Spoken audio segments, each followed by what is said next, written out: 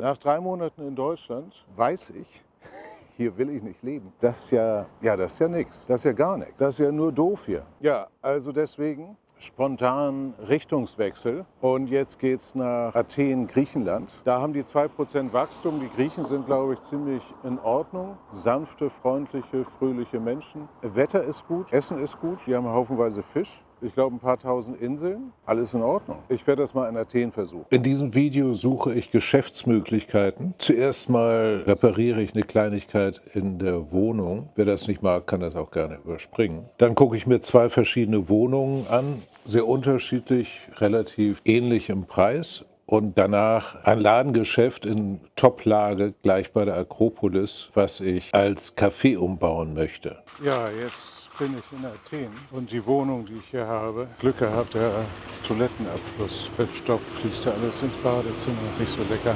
Habe ich schon alles versucht mit Abflussreiniger und so, aber der Vormieter scheint da wohl Sachen reingeschmissen zu haben, die da nicht reingehören. Also will ich das jetzt versuchen zu reparieren und werde einen Gartenschlauch kaufen, den ich dann da ins Abflussrohr stopfen werde. Und hoffentlich wird es das Problem lösen. Schauen wir mal. Jetzt bin ich hier in meinem lokalen Supermarkt. Oh, guck mal, die haben hier auch Dill. Das ist ja lecker. Da, 1A Dill. 67 Cent, das ist in Ordnung. Die Gurken, das würde auch für die Russen funktionieren. Die lieben ja Gurken. Gemüse, alles da, was man braucht. Ja, was ich ja hier klasse finde, ist die Ziegenmilch. Die ist echt lecker. Muss man nur aufpassen, dass man die frisch erwischt. Was ist denn jetzt hier Ziegenmilch? Das da, glaube ich. Ist das hier Ziegenmilch? Wie soll man das wissen? Doch, das ist Ziegenmilch. Hier, Ziegenmilch. Jetzt nur aufs Datum gucken. 15.08. Nee, dann schmeckt die schon zu ziegig, die Milch. Das ist ja dann nichts. Zu viel Ziege ist nicht gut. Gucken wir mal hier. Ach so, das ist Haar, keine Frische. Ja, dann wird das wohl nichts mit der Ziege heute. Sonst ist das zu intensiv. Ja, was haben wir da unten? Auch alles nichts. Ohne Laktose. Ja, ist auch ein Quatsch, ne, mit der Laktose. Das ist Milch trinken ohne Milch drin. Ist ja auch nicht witzig. So. Neue Wohnung in Athen und hier kam dann gleich mal, also das Rohr ist wohl verstopft. Da kam so eine richtig schöne Jauche raus und dann habe ich abflussfrei da reingemacht. Das hat einen riesen Vorteil.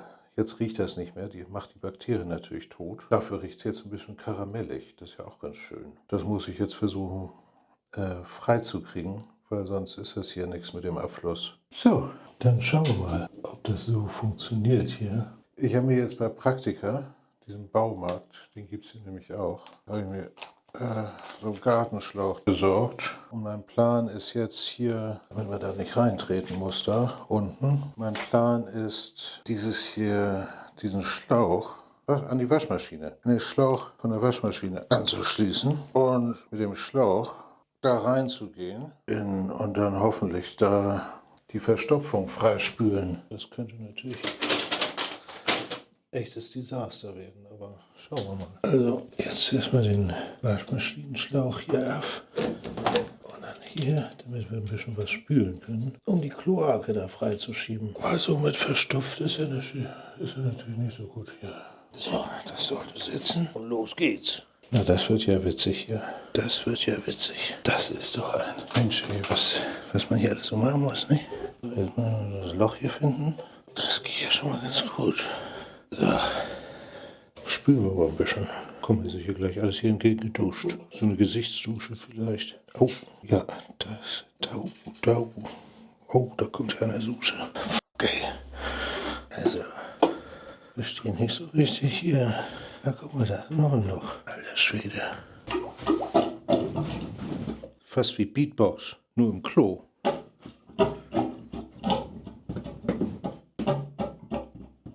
Naja, das kommt auch raus. Wenn wir das hier vielleicht mal dicht machen, dass da keine Luft zieht.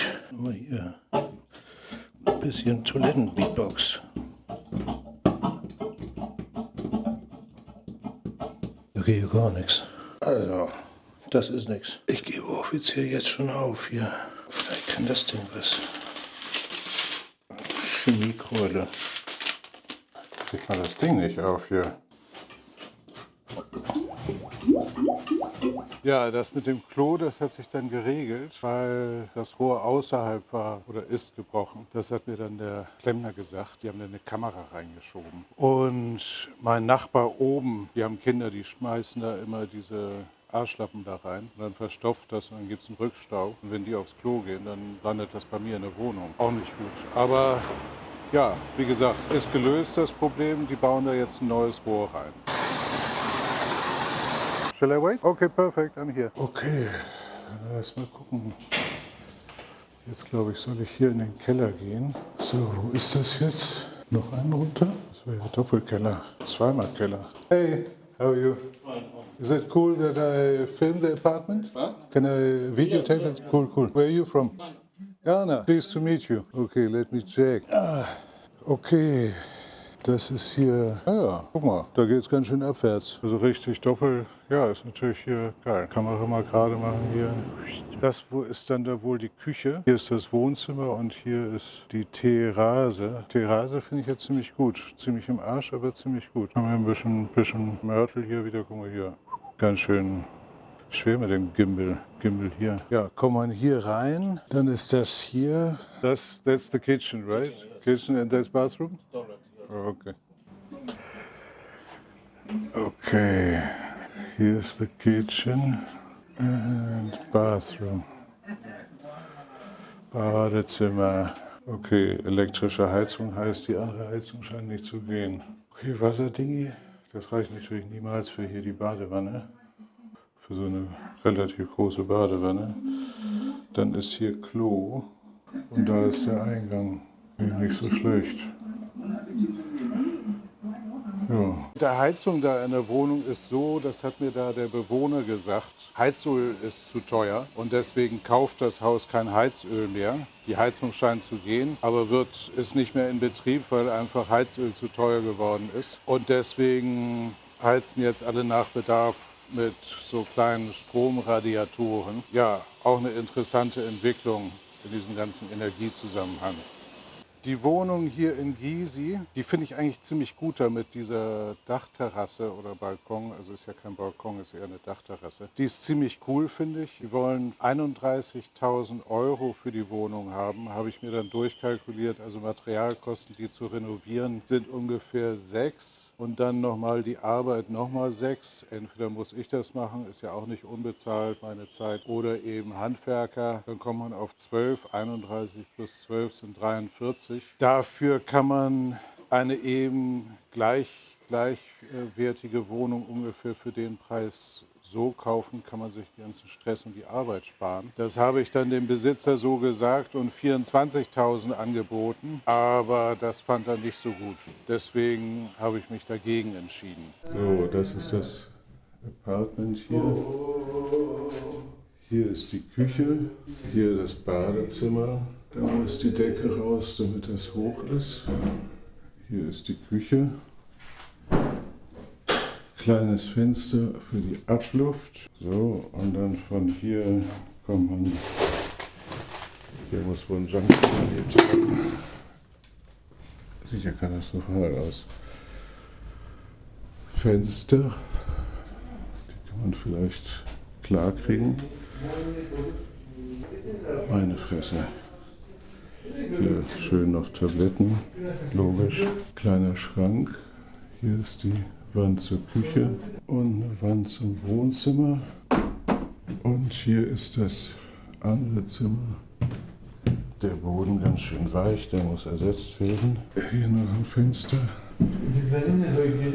Ja, was kann man daraus machen? Jetzt habe ich mir die Wohnung in Neos Kosmos angeguckt. Wirklich klasse Gegend, genau im Zentrum. Die ist einfach unglaublich im Eimer. Also der Boden wackelig, da muss man den Boden rausnehmen, alles neu machen mit Fundament. Da hat wohl ein Junkie drin gewohnt, ist da eingebrochen, weil die schon zu lange leer steht. Die wollen 35.000 Euro haben. Und wieder so wie mit der Wohnung in Gysi, 6.000 ungefähr, 6.000, 7.000 Materialkosten plus die Arbeit. Die Wände müssten rausgenommen werden, die Zwischenwände, um da einen größeren Raum zu machen, damit das ein bisschen großzügiger aussieht. Kann man dann sehr gut als Airbnb vermieten, weil 500 Meter von der U-Bahn. Ich vertraue aber momentan dem Airbnb-Geschäft nicht so sehr, weil die Wirtschaft ja wackelig ist. Und das Erste, wo die Menschen dran sparen, ist in Urlaub fahren. Und dann kriegt man das Ding auch nicht mehr vermietet. Und hier, die Griechen haben auch nicht richtig Kohle in der Tasche. Das heißt, dann so eine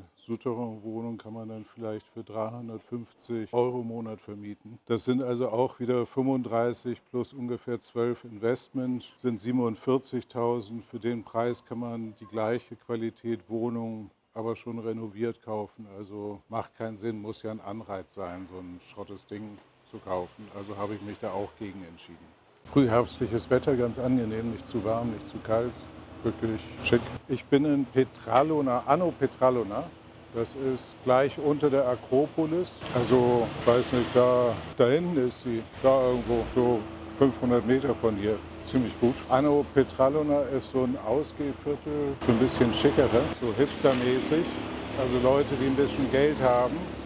Und war mal Arbeiterviertel und ist jetzt so eher ein nettes Viertel. Und dieser Laden hier ist genau in diesem, ja, wo diese ganzen Kneipen sind. Also hier hinter mir, dieser Laden, Bar, kooperative Streetfood-Bar, Lobo. Das da ist eine Cocktailbar. Ich weiß nicht, ob die schon auf hat, die machen jetzt Tage auf. Also die sind ganz neu. Und da hoch ist die Akropolis. Ja, hier der Laden. Der ist so 5, 6 Meter hoch. Da oben gibt's so eine Veranda. Da soll das Büro hin. Kann hier am Computer arbeiten. Da unten kann man sicher 2, 3, denken wir 3, vielleicht sogar 4 kleine Tische nach draußen stellen. Da ist dann ein Fenster, das soll so zur Straße aufgehen, damit man Coffee to go verkaufen kann. Hier die Doppeltür und dann ist da Platz für, ich würde sagen, nochmal 3, 4 Tische. Das könnte ein ganz schickes Café werden. So ist zumindest der Plan. Also hier fahren auch 2 hier ist eine Busstation, hier fahren 2 Buslinien vorbei. Ich weiß nicht, wo die andere Busstation ist, aber hier fährt auch noch einer lang. Und da 2 Block in die Richtung ist die U-Bahn-Station. Und unten im Keller sind nochmal 43 Quadratmeter Keller, wo dann das Gästeklo hin soll. Und das ist so ein bisschen das Problem. Die Wendeltreppe hat momentan 1,20 Meter Durchmesser, muss aber 1,60 haben. Und das gucken wir uns jetzt mit dem Ingenieur an, ob das überhaupt möglich ist. Ja, meine Überlegung ist das jetzt witzig, einen Café zu haben, jeden Morgen aufstehen, da Kaffee machen, oder ist das nicht witzig? Man könnte da auch einfach nur ein Büro machen und nur Kaffee für mich selber. Aber ja, ist das jetzt nur eine gute Idee oder ist es keine gute Idee? Schwer zu beurteilen. Ja. Ne? Was macht man da? Was würdest du sagen? Ist das cool, da einen Café aufzumachen? Oder nervt das? Es gibt natürlich hier schon ganz schön viele Cafés, aber die saufen hier auch viel Kaffee. Sind immer voll, die Dinger. Aber ist das witzig? Den ganzen Tag Kaffee machen? Ja, alternativ nach Moskau gehen oder nach Russland. Aber was macht man da? Schneeschaufeln. Oh. Die wirtschaftlichen Aussichten sind ja nicht so gut. Deswegen die Frage, was macht man da? Was macht man da? In Russland ist natürlich wirtschaftlich ganz gut. Aber was macht man da? Vor allem ohne Russisch. Nicht leicht. Ich glaube, viele Deutsche, die aus Deutschland weg wollen, stellen sich dieselbe Frage, die gleiche Frage. Man kann ja gerne nach Thailand, Indonesien, Philippinen, Südamerika, Paraguay, völlig egal, Griechenland, Athen, kann man ja überall hin. Aber was macht man da? Das ist die Frage. Ja, das ist der Laden. Da oben ist die Veranda, Air Condition, da, Fenster. Nicht besonders groß, ne? Nicht besonders groß. Und das da, die Tür, das gehört nicht dazu. How do we get up there? Ah, ist okay? Ja, hier die Terrasse.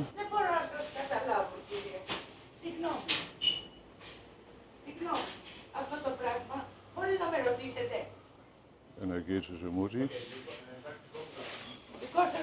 Περιμένετε να πάω μέσα και να του πείτε τι είναι αυτά τα πράγματα. Ωραία, να μου το πείτε. Sie scheint auf jeden Fall sauer zu sein, aus irgendeinem Grund. Sie scheint sauer zu sein. Okay. Ist der Light? This one in the corner? Huh? No light. Okay. So, kein Licht hier, ist sehr spannend. Die Buchhaltung? Auf jeden Fall Buchhaltung. So, der Kellerraum. Und hier das Badezimmer. Das scheint wohl zu heißen, dass man es nicht benutzen soll. Ja, bin mir nicht sicher, den Preis finde ich ein bisschen zu steil. Aber man kann ja mal drüber nachdenken oder verhandeln. Sehr interessant. Ich habe mich mit diesem Ingenieur da in dem Ladengeschäft getroffen. Der hat sich das angesehen und für die Besichtigung hat er keine Kohle genommen. Also sehr in Ordnung, der Mann. Sind wir hinterher noch einen Kaffee trinken gegangen. Hat er mir von abgeraten, den Laden zu kaufen. Er meinte, Cafés machen auf und wieder zu nach einem Jahr. Relativ hohes Risiko. Die Gegend da, die Location ist sehr gut. Wirklich hervorragend, sagt er. Also das könnte durchaus klappen. Aber ja, ich habe mir das durchgerechnet. Selbst bei schlechten Verkäufen würde das Ding so 3.500 Euro im Monat generieren. Das ist für das Investment nicht so schlecht. Die wollten ursprünglich 95.000 haben. Ich habe mal ganz frech 48.000 geboten. Das haben die erstaunlicherweise angenommen. 48.000 für so eine gute Lage. Ja, und was ich hochinteressant fand, ist, dass der Grieche gesagt hat, die gucken hier ganz aufmerksam, was die Deutschen machen und halten so ungefähr gar nichts von der deutschen Politik. Also lachen sich darüber nur kaputt, was wir für Idioten da an der Macht haben. Und die machen sich natürlich Sorgen, weil Deutschland ist der höchste Nettoeinzahler, ich glaube mit 17 Milliarden in die EU-Kasse, dann kommt Frankreich mit 7 Milliarden und dann kommt zuerst mal nichts mehr. Die anderen nehmen alle nur. Und die Griechen sind sich darüber bewusst, wenn die deutsche Wirtschaft schmieren geht, dann wird es keine Kohle mehr in der EU geben und dann haben die Griechen nämlich auch ein dickes Problem. Zusätzlich leben die von 40%, glaube ich, von ihrem GDP ist Tourismus. Die kommen dann auch nicht mehr. Also die Griechen verfolgen das, was da in Deutschland ist, sehr aufmerksam, aber haben da kein Vertrauen für die Zukunft. Frankreich das Gleiche, ist der zweitgrößte Nettoeinzahler, ich glaube mit 6 oder 7 Milliarden. Denen geht es ja noch schlimmer als den Deutschen. Das ist ja eine Katastrophe, was die da machen. Also das sieht nicht gut aus für die Griechen. Ich werde abhauen nach Asien, nach Bangkok zuerst mal. Es sind ja viele schöne Länder da, Vietnam, Indonesien. Ich habe einen Kumpel in den Philippinen, der sagt auch, soll ich mal nicht hinkommen da in die Philippinen, die sind kurz vorm Bürgerkrieg. Die Amerikaner wollen den 40.000 Afghanen da ins Land drücken. Und das finden die Filipinos nicht so witzig, aber die korrupte Regierung hat das natürlich zugesagt. Also denen kocht auch der Kaffee ein bisschen über. Da wird es wohl Ärger geben. Deswegen Philippinen zuerst mal nicht. Anderer Kumpel in Vietnam, der sagt, wenn man Geschäft machen will, ist Vietnam ziemlich dufte, aber nicht so entwickelt, nicht so viel Spaß, nicht so toll wie Bangkok. Und toll ist ja mein Ding, deswegen denke ich, werde ich zuerst mal nach Bangkok gehen und guck mal, was da so geht. Und da gibt es dann die nächste Folge.